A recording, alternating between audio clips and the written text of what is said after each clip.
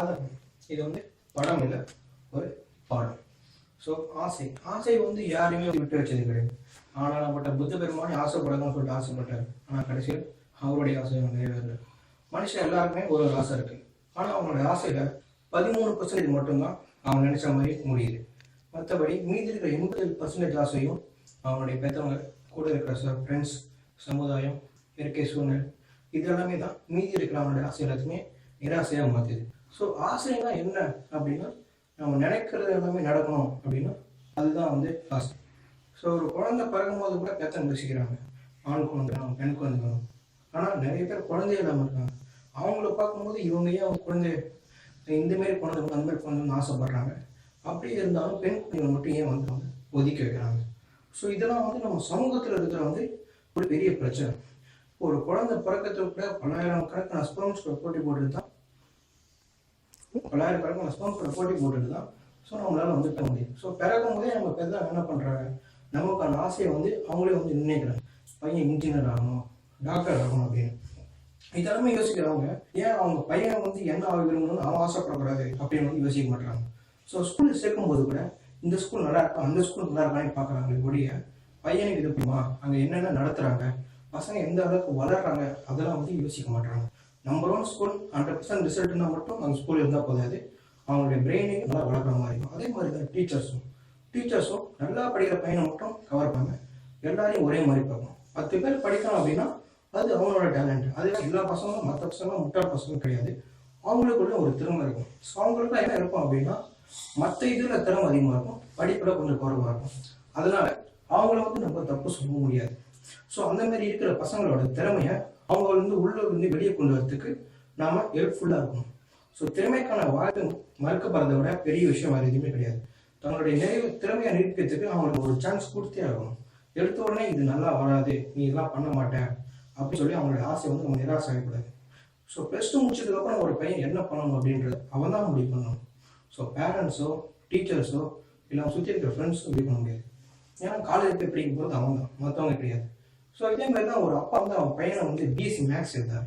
ஏன் அப்படின்னு கேட்கும்போது அவர் சொன்ன பதில் வந்து என்ன அப்படின்னா, அந்த பையன் வந்து அவன் வந்து அக்ரிகல்ச்சர் ரிசர்ச் படிக்க போகிறான் அப்படின்னு சொன்னாங்க.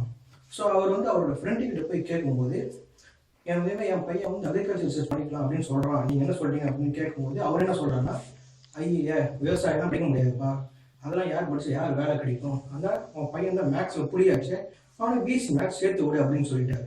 அந்த பையன் இப்போ 3rd செமஸ்டர் முடிச்சிட்டான். ஸோ அவனுக்கு வந்து 12 அரியர் இருக்கு, 18 பேப்பர் 12 பேப்பர் அரியர் இருக்கு. இது எதனால அப்படின்னா அவனுக்கு பிடிச்ச இதில் வேண்டாம்னு சொல்லிட்டு பிடிக்காதத 12 அரியர் இருக்கு. இது எதனால நடந்தது அப்படின்னு பார்த்தா, அவனுக்கு பிடிச்சவன படிப்பை வேண்டாம்னு சொல்லிட்டு அவனுக்கு பிடிக்காத ஒன்றத்தை திணிக்கும் போது அது மேலே இருக்கிற இன்பம் கூட நமக்கு என்ன ஆகும், வெறுப்பு வந்து அதிகமாக காட்டுறதுக்கு உபயோகப்படுது.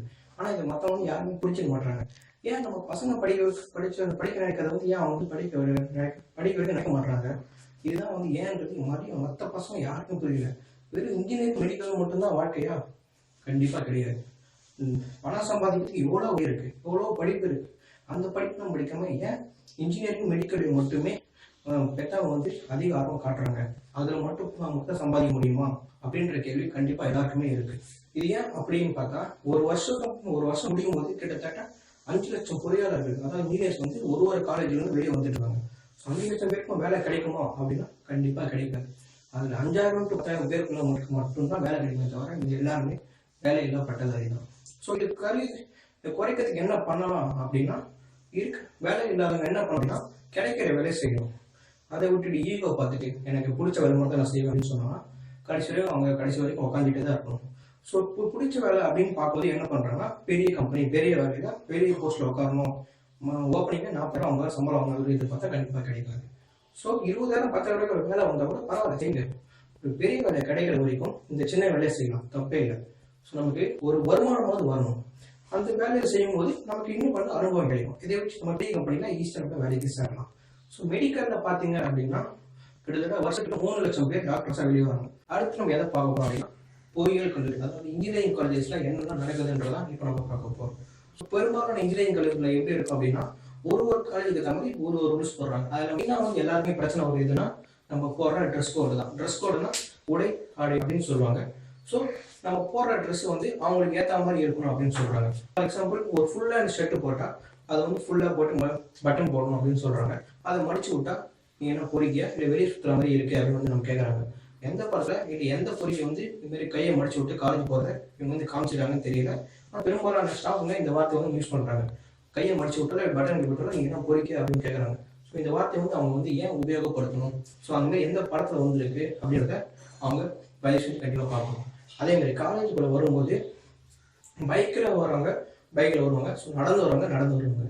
ஸோ கேட்லேயே வரும்போது பைக்கில் வரவங்களை விடுறதும் அதேமாதிரி சாதாரண நடந்து வரவங்களை பிடிச்சி ஏதாச்சும் கேட்கறதும் இது வந்து பெரும்பாலான கல்லூரிகள் நடந்துட்டுருக்கு. இந்த செக்யூரிட்டிகளும் பயப்படுறாங்க. பைக்கில் வரவங்க பெரிய ஆள், சாதாரண நடந்து வரவங்க வந்து ஒரு வேற ஆள் மாதிரி பார்த்துட்டு இந்த டிஸ்கிரிமினேஷன் கேட்லேயே நடக்குது. ஸோ அதெல்லாம் வந்து ஸ்டாப்ஸ் பண்ணணும். அதே மாதிரி தான் ஸ்டாஃப்ஸும். ஸோ எந்த ஒரு பையனும் வந்து தனியாக பார்க்கக்கூடாது. அதாவது ஆல் கிளியர் பையன் புத்திசாலி மாதிரியும் அறிவிக்கிற பையன் மக்கு மாதிரியும் ட்ரீட் பண்ணக்கூடாது. எல்லா ஸ்டூடெண்ட்ஸும் ஒரே மாதிரி தான். 40 பேரை வந்து அவங்களால கண்ட்ரோல் பண்ண முடியல அப்படின்னா அது வந்து கண்டிப்பாக முடியாத விஷயம். ஸோ எந்த ஒரு ஸ்டாஃபும் கிளாஸில் சைலண்ட் பீஸ் அப்படின்ற வார்த்தை வந்து யூஸே பண்ணக்கூடாது. அப்படி யூஸ் பண்ணால் அவங்க டீச்சருங்க இப்போ தப்பு இருக்குன்னு அர்த்தம். அந்த சைலன்ஸ் பீஸ்ன்ற வார்த்தை வந்து கண்டிப்பாக வந்து கல்லூரியில் கிளாஸ் எடுக்கும்போது யாரும் வந்து யூஸ் பண்ணக்கூடாது. ஸோ கிளாஸில் ஒர்க்கிங் டூனாலும் அந்த டீச்சர் நடத்தாலும் இது ஒரு தப்பு இருக்குது. ஸோ எந்த ஒரு டீச்சர் பர்ஃபெக்ட் டீச்சர் நினைச்சா கிளாஸில் இருக்கிற 40 பேர் அவங்களால டிசைன் பண்ண முடியும். இப்படி பண்ணால் அவங்க தான் வந்து ஒரு பர்ஃபெக்ட் ஸ்டாஃப். ஸோ எந்த ஒரு ஸ்டாஃப் கிளாஸில் 64 பேருமே தூங்காமல் கரெக்டாக கவனிக்கிறாங்க. ஸோ அவங்க தான் வந்து ஒரு பர்ஃபெக்ட் ஸ்டாஃபாக நம்ம யூஸ் பண்ண முடியும். அதே மாதிரி தான் இருக்கிற மற்ற ஸ்டாஃப்ஸும் மிச்சம் வரைக்கும். ஸோ ஏதாவது ஒரு பிரச்சனை வந்துச்சு அப்படின்னா அந்த பையனை ரூம்குள்ளே கூட்டிகிட்டு போயிட்டு ஸோ எல்லாருமே வந்து கேள்வி கேட்குறாங்க. அது தப்புன்னு சொல்ல முடியாது, கரெக்டுன்னு சொல்ல முடியாது. ஆனால் சம்மந்தப்பட்டவங்க மட்டும் அதை டீல் பண்ண நல்லா இருக்கும். ஒரு ஸ்டாஃப் கேட்கும்போது மற்ற ஸ்டாஃப் வந்து இன்டர்ஃபியர் ஆகி அந்த பையனை இன்னும் நல்லா திட்டுறதும் அவனுக்கு கோபம் அதிகமாக்குமே தவிர அந்த தப்பை ரியலைஸ் பண்ணணும் அப்படின்றது வந்து கண்டிப்பாக வந்து யாருமே வந்து அதே மாதிரி மற்ற